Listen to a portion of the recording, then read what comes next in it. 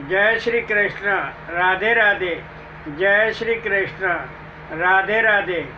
गोविंद जय जय गोपाल जय जय गोविंद जय जय गोपाल जय जय राधा रमण हरि गोविंद जय जय गोविंद जय जय गोपाल जय जय गोविंद जय जय गोपाल जय जय राधा रमण हरि गोविंद जय जय गोविंद जय जय गोपाल जय जय गोविंद जय जय गोपाल जय जय राधा रमण हरि गोविंद जय जय राधा रमण हरि गोविंद जय जय। सुखदेव जी वर्णन करते हैं कि राजन, पिछले कथा प्रवचन में आपने श्रवण किया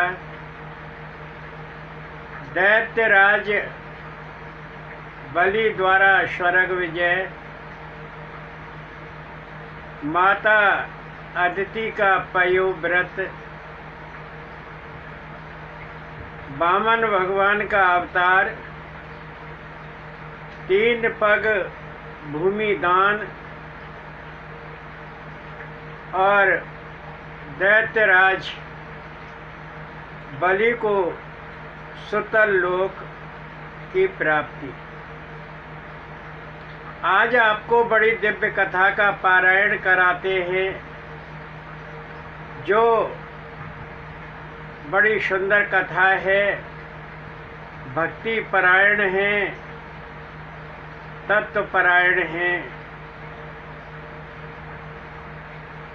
राजा परीक्षित ने पूछा कि महाराज, आपने भगवान के अद्भुत चरित्र सुनाए, बहुत अच्छे लगे, मन प्रसन्न हो गया।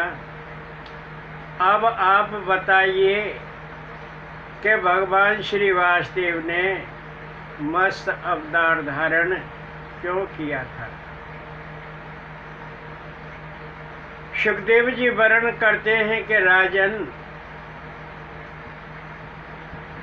इस संसार सागर में मनुष्य के अंतः में श्रद्धा, भक्ति, संज्ञान, भ्रातृत्व, संकल्प, त्याग और समर्पण की भावना होनी चाहिए। जब जीव इन 8 सोपानों से गुजरता है तो उसे परम पद की प्राप्त होती है। श्रद्धा का आविर्भाव स्वतः ही होता है। जब श्रद्धा उत्पन्न होती है तो उसके अंदर भक्ति का आविर्भाव होता है। जब भक्ति उसे भगवत कृपा से प्राप्त हो जाती है तो उसको संज्ञान प्राप्त होता है, और जब संज्ञान प्राप्त होता है तो इस संसार सागर में जीव भ्रातृत्व का भाव प्राप्त करता है। जब उसे भ्रातृत्व भाव की प्राप्ति हो जाती है तो मनुष्य के अंतः में एक संकल्प जागृत होता है। अर्थ हुआ कि वो संकल्प करता है, और जब वो संकल्प कर देता है तब वह मनुष्य संकल्प अनुसार त्याग करता है। यह त्याग छठवां सोपान है। जब जीव इस संसार सागर में त्याग रूपी सोपान पर पहुंचता है तो उसके अंत में धर्म जागृत होता है, और जब उसके अंदर धर्म करने की भावना स्फुटित होती है तो वह जीव, वह मनुष्य, वह भक्त विरक्त हो जाता है, और जब विरक्त हो जाता है तो भगवान श्री वासुदेव में अनुरक्त हो जाता है,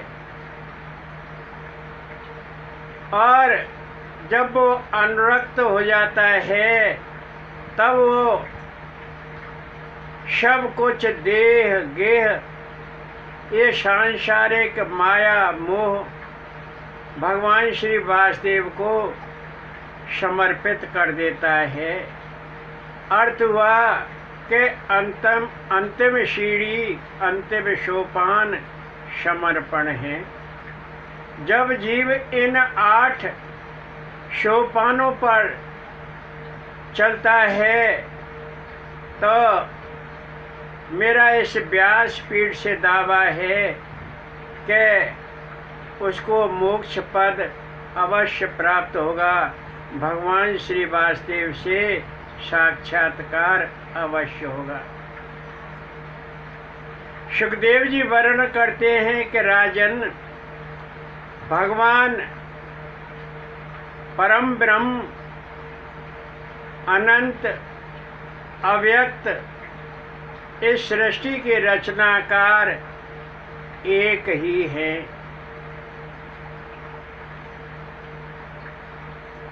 परंतु परम ब्रह्म परमात्मा गौ, पृथ्वी, बैल अर्थात धर्म, गायत्री, वेद, ब्राह्मण, देव, संत, धर्म धरा और संत की रक्षा के लिए अनेक रूप धारण करते हैं। कभी कूर्म अवतार धारण करते हैं तो कभी नरसिंह अवतार धारण करते हैं, कभी मोहिनी रूप धारण करते हैं तो कभी मनुष्य अवतार में प्रादुर्भाव पाते हैं। सुखदेव जी वर्णन करते हैं कि राजन, भगवान श्री वासुदेव परम ब्रह्म लोक कल्याण के लिए, जीव कल्याण के लिए, धर्म कल्याण के लिए, संत कल्याण के लिए समय समय पर अवतार धारण करते हैं।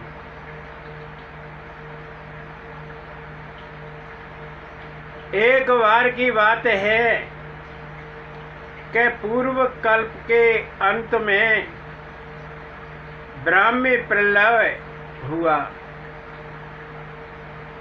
ब्राह्मी प्रलय के समय सब लोग प्रलय में डूब गए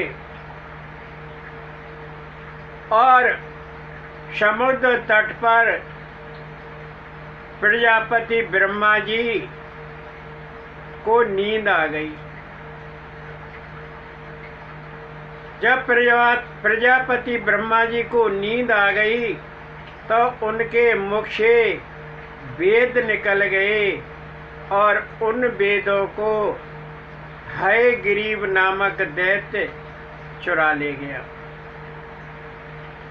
वैकुंठ धाम में विराजमान परम ब्रह्म परमात्मा ने देखा कि ब्रह्मा जी को नींद आ गई और हयग्रीव दैत्य वेदों को चुरा ले गया। तो वैकुंठ नाथ ने विचार किया और सोचा कि वेद लाने के लिए मैं मत्स्य अवतार धारण करूं, तब वेदों को लाऊंगा और ब्रह्मा जी को दूंगा।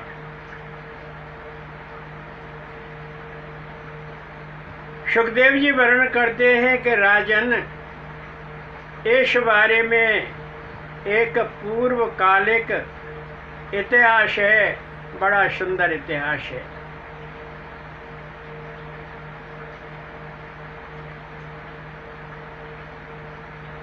द्रविड़ देश में एक राजा रहता था और उस राजा का नाम था सत्यव्रत। वह भगवान का परम भक्त था, धार्मिक था, प्रजापालक था। उसके राज्य में गो रूप पृथ्वी जीव की इच्छा के अनुसार अन्न आदि प्रदान करती थी। सत्यव्रत के राज्य में किसी प्रकार का दुख संताप नहीं था। सारी प्रजा बड़ी प्रसन्न चित्त थी।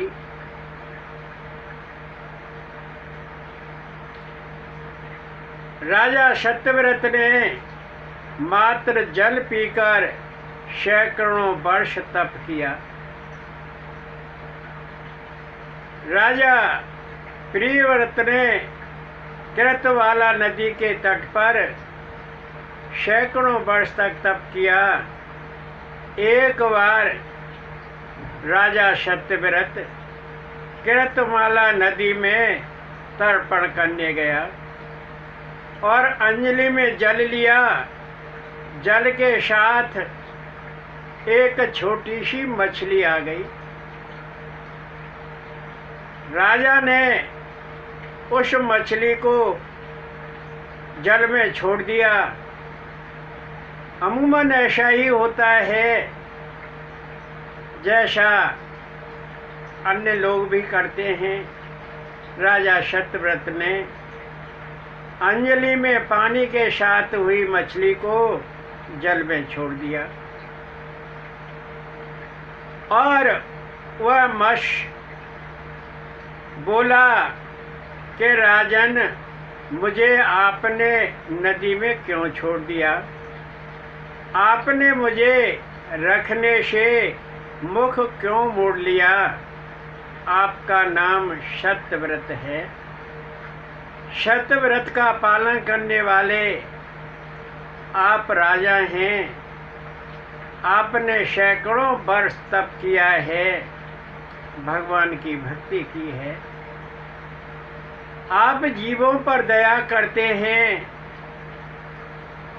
आप जीवों के प्रति बड़े कल्याणकारी हैं, परंतु मैं आपकी अंजलि में आई और आपने मुझे छोड़ दिया।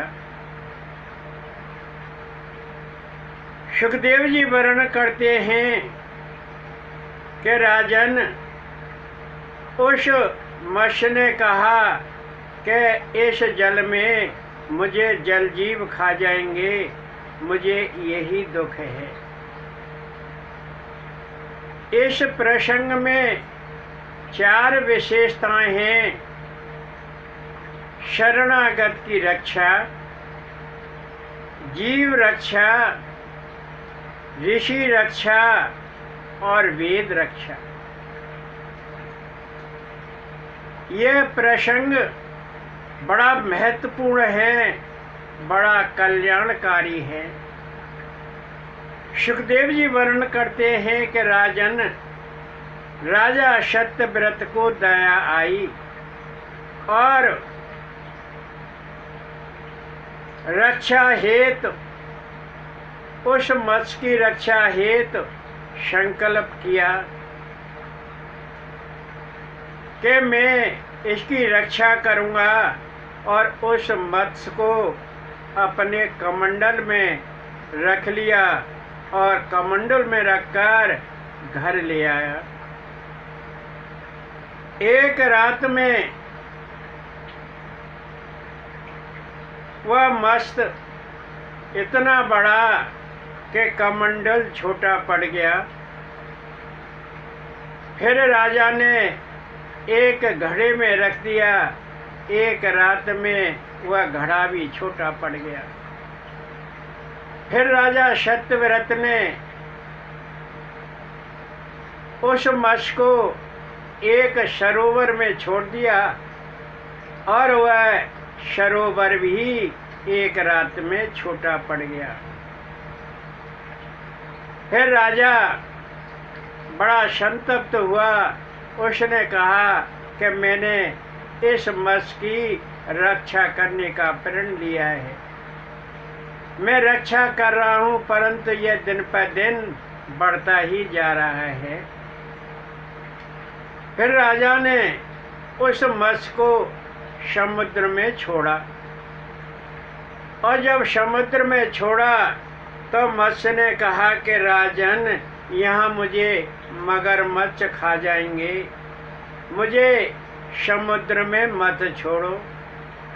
अब तो राजा बड़ा बेचैन हुआ कि मैं क्या करूं, अब इसे समुद्र में भी नहीं छोड़ूं तो इसे कहाँ पर छोड़ूं जिससे इसका पालन पोषण हो सके। अंततः राजा ने विचार करके पूछा कि हे मत्स्य, तू कौन है? एक दिन में 100 योजन बढ़ गया, अर्थात 400 कोश बढ़ गया। क्या तुम भगवान हो या कोई देव हो? आप मुझे ये बताइए, मुझे बड़ी शंका है, मुझे संदेह है। राजा सत्यव्रत के इतना कहते ही वह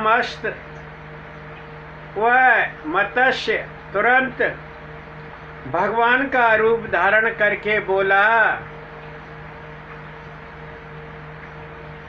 कि सत्यव्रत, आज से 7वें दिन यह समस्त चराचर प्रलय रूपी महासागर में डूब जाएगा, ब्रह्म प्रलय होगा। तुम्हारे पास एक नाव आएगी और उसमें सप्तऋषि चढ़ रहे होंगे, आप भी उन सप्तऋषियों के साथ नाव में चढ़ जाना।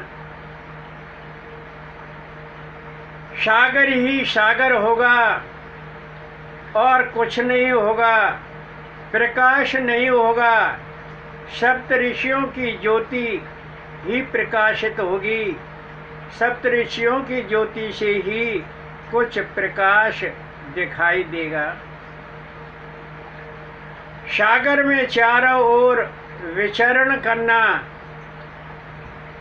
आंधी आएगी, तूफान आएगा, बड़ा भयंकर दृश्य होगा। एक नाव आएगी और नाव वह डगमगाएगी, तब मैं मत्स्य रूप में आपके पास आऊँगा। और हाँ, बाँस की नाग घूम रहा होगा, नाव को उस बाँस की नाग से बांधना, फिर नाग को मेरे सींग से बांध देना, और तब तक ब्रह्मा की रात रहे। अर्थ हुआ कि ब्रह्मा जी सोते रहें, क्योंकि ब्रह्मा जी का शयन काल ही रात होता है। तब तक तुम मेरे साथ विचरण करते रहना उस महासागर में,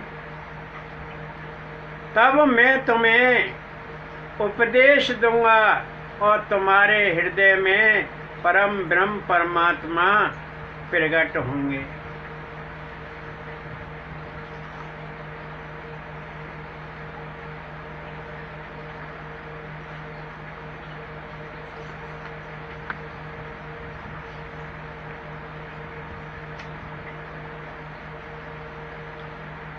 जन्म तेरा यूं ही बीत गयो, जन्म तेरा यूं ही बीत गयो, जन्म तेरा यूं ही बीत गयो, जन्म तेरा यूं ही बीत गयो। कबहू न तेने कृष्ण नाम लयो, जन्म तेरा यूं ही बीत गयो। आदि उम्र बीते सोने में, पड़ा रहा शव तुल्य कोने में। आदि उम्र बीते सोने में, पड़ा रहा शव तुल्य कोने में। जन्म व्यर्थ ही गमाए दयो, कबहू न तेने कृष्ण नाम लयो, जन्म तेरा यूं ही बीत गयो, जन्म तेरा यूं ही बीत गयो। बचपन बीत खेल कूद पढ़न में, बचपन बीत खेल कूद पढ़न में। किशोरावस्था लड़कपन में, किशोरावस्था लड़कपन में। तू नहीं साधु संगत गयो, जन्म तेरा यूं ही बीत गयो। कबहू न तेने कृष्ण नाम लयो, जन्म तेरा यूं ही बीत गयो। जवानी बीत गृहस्थ पालन में, जवानी बीत गृहस्थ पालन में। भाग दौड़ लोभ मोह करन में, भाग दौड़ लोभ मोह करन में।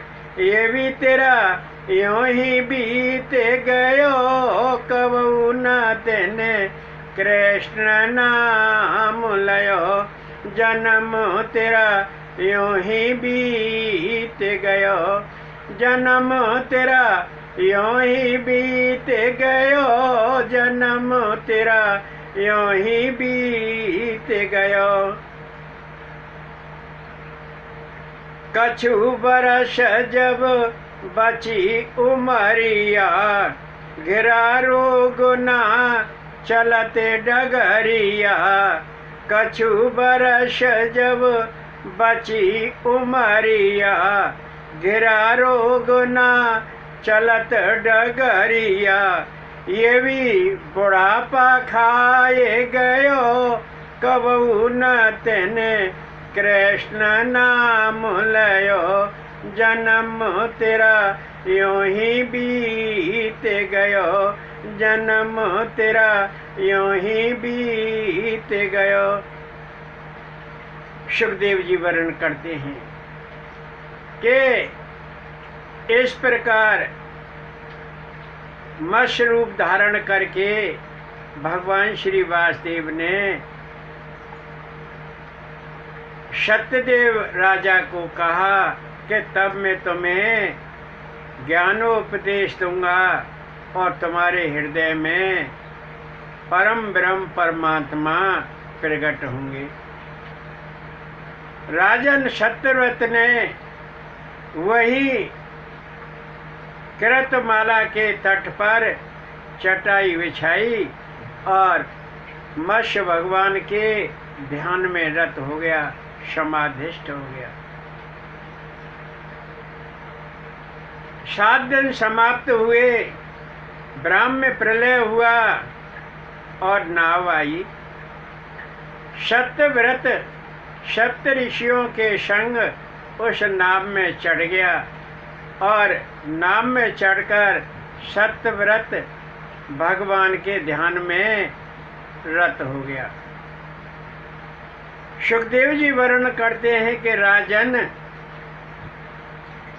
जब वो भगवान का ध्यान कर रहा था, राजा सत्यव्रत, तभी भगवान मत्स्य रूप में प्रकट हुए। मत्स्य भगवान ने अपना प्राकट्य किया। बोलो मत्स्य भगवान की जय। और वह शरण के समान दैदीप्यमान मत्स्य भगवान का शरीर 4 लाख योजन में फैला हुआ था, इतना विशाल था। चैत्र शुद्धि तृतीया दिन के 12 बजे कृतमाला के तट पर मदुरई में मत्स्य अवतार हुआ। परम ब्रह्म ने मत्स्य रूप में अवतार लिया और वहाँ बासुकी नाग घूम रहा था। सप्त ऋषियों ने, राजा प्रियव्रत ने बासुकी नाग से नाभ को बांधा और दूसरा पूंछ का हिस्सा बासुकी नाग का भगवान के सींग से बांध दिया, मत्स्य भगवान के सींग से बांध दिया। और सत्यव्रत ने कहा कि भगवान, आपके दर्शन मात्र से जीवों के समस्त कष्ट दूर हो जाते हैं। सत्यव्रत ने भगवान की स्तुति की कि आप ही प्रकृति से परे पर ब्रह्म अव्यक्त अनंत हैं। आप ही समस्त चराचर के सृजक, पालक और संहारक हैं। सभी समस्त जीवों के चित्त में आप स्वयं विराजमान हैं। कर्म बंधन जीव अज्ञानी, कर्म बंधन जीव अज्ञानी, सुख एष दुख प्रद अनुष्ठानी। राजा सत्यव्रत ने कहा कि इस संसार सागर में समस्त जीव अज्ञानी हैं और अपने अज्ञान के द्वारा कर्म बंधन में बंध जाते हैं और वो सुख की प्राप्ति करना चाहते हैं, परंतु उनका सुख का प्रयास अनुष्ठान दुख में ही बदल जाता है। अर्थ हुआ कि मनुष्य सुख प्राप्त करना चाहता है, परंतु उसके कर्म बंधन उसको दुख ही दुख देते हैं। जिनसे अज्ञान नष्ट निदान, परम गुरु करो हम कल्याण। और राजा सत्यव्रत ने कहा कि हे परम गुरु, आप अज्ञान का निवारण कर देते हैं, जीव के अज्ञान को नष्ट कर देते हैं। हे परम गुरु, आप हम सब का भी कल्याण कीजिए, हम आपकी शरण में हैं। सुखदेव जी वर्णन करते हैं कि उस महासागर में विचरण करते हुए, नाम में बैठे हुए मत्स्य भगवान ने पवित्र उपदेश दिया।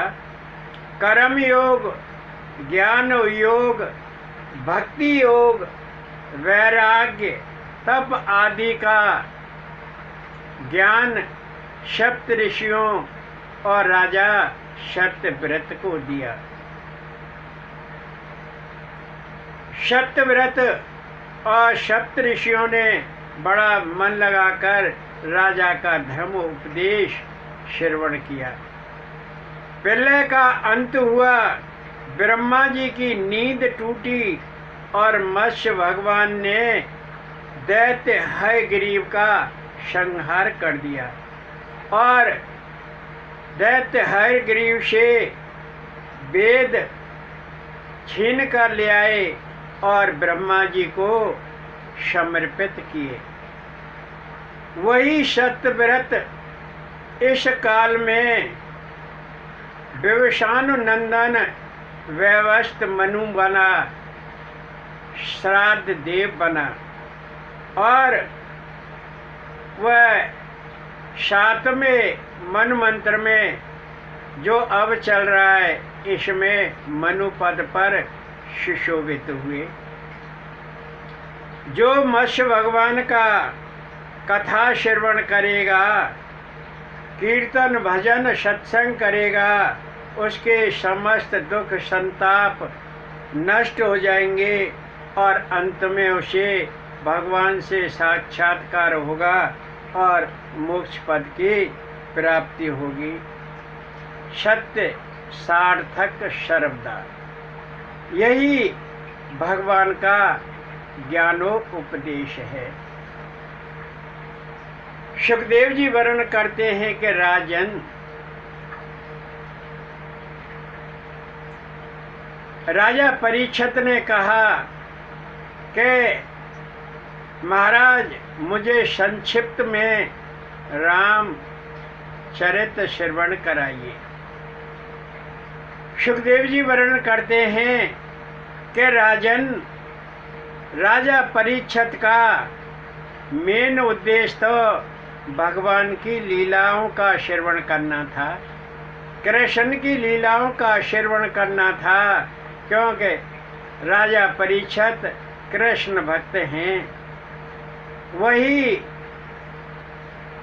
राजा परीक्षित जब शुकताल में गंगा के तट पर गए, वहाँ विराजमान ऋषि मुनियों से कहा कि यह मैं जानता हूँ कि आप सभी मेरे कृपा पात्र बनकर आए हैं और मैं इस गंगा तट पर आया हूँ, शुकताल में आया हूँ कि संतों के चरणों में रहकर दुर्गति नहीं होगी। मैं नाग के, तक्षक नाग के डसने से नहीं डरता हूँ, मैं मृत्यु से नहीं डरता हूँ, मुझे इस बात का भय नहीं है। आप सभी मेरे कृपा पात्र बनकर आए हैं, मुझे भगवान श्री कृष्ण की लीलाओं का श्रवण कराइए। कहने का तात्पर्य यह है कि राजा परीक्षित भगवान श्री कृष्ण की लीलाओं का श्रवण करना चाहते थे, यही उनका मुख्य ध्येय है। सुखदेव जी वर्णन करते हैं कि राजन, आत्मा तो नित्य है और मन को मुक्त करना है, क्योंकि मन भटकता रहता है।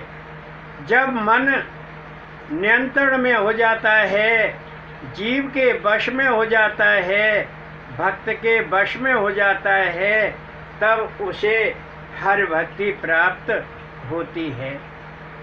मन का स्वामी चंद्रमा है और बुद्धि का स्वामी सूर्य है। बिनु सत्संगन हरे कथा तेहि, बिन मोह न भाग, मोह जहाँ बिनु राम पद होए न दृढ़ अनुराग। बिनु सत्संगन हरे कथा ते बिन मोहन भाग, मोह जहाँ बिनु राम पद होए न दृढ़ अनुराग। जहाँ सत्संग में राम की कथा नहीं हो, वह सत्संग कैसे फलीभूत हो सकता है। बुद्धि को शुद्ध करने के लिए मन के स्वामी चंद्रमा और बुद्धि के स्वामी सूर्य की उपासना करना परम आवश्यक है। राम जैसी मर्यादा ही कृष्ण भक्ति का रस प्राप्त करती है। राम की कथा आपको संक्षिप्त में श्रवण कराते हैं। राम दशरथ के पुत्र 4 भाई राम, भरत, लक्ष्मण और शत्रुघ्न समय के अनुसार जब युवा हो गए तो दशरथ जी ने राम का राज्य तिलक करना चाहा। मंथरा ने कैकेयी को उकसा दिया कि राम का राज्याभिषेक होने जा रहा है और तेरा भरत ननिहाल में है, तू अपने 2 वरदान मांग ले। कैकेयी ने 2 वरदान मांगे, राम को 14 वर्ष का वनवास और अपने पुत्र भरत को अयोध्या का राज। राम वनवास को चले गए 14 वर्ष के लिए।